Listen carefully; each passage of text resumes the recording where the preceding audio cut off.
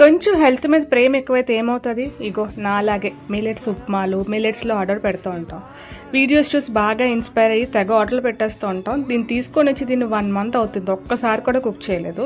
నిన్నే ఉప్మా ప్రిపేర్ చేశాను అనమాట మిల్లెట్స్ది. అబ్బే మనకి ఎక్కలేదు. మనకు ఉప్మాలంటే ఏం ఎక్కుతాయి చెప్పండి, నాకైతే ఎక్కదు. నాలాగే ఎంతమంది ఉప్మా తింటారో చెప్పండి. మా ఇంట్లో ఏదో నేనైతే కొంచెం తింటానేమో, మిగతా వాళ్ళు ఎవరు అస్సలు ఇష్టపడరు, మా పిల్లలు కూడా.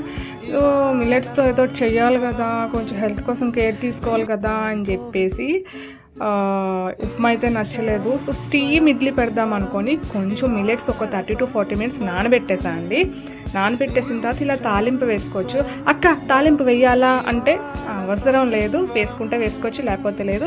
కాకపోతే క్యారెట్ ఇంకొన్ని వెజ్జెస్ యాడ్ చేసుకుంటే ఇంకా మంచిది.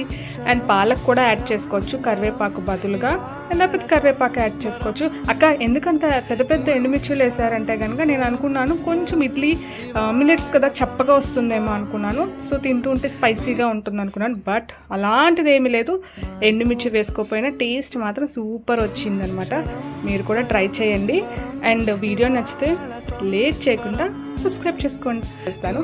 బాయ్ మళ్ళీ కలుద్దాం.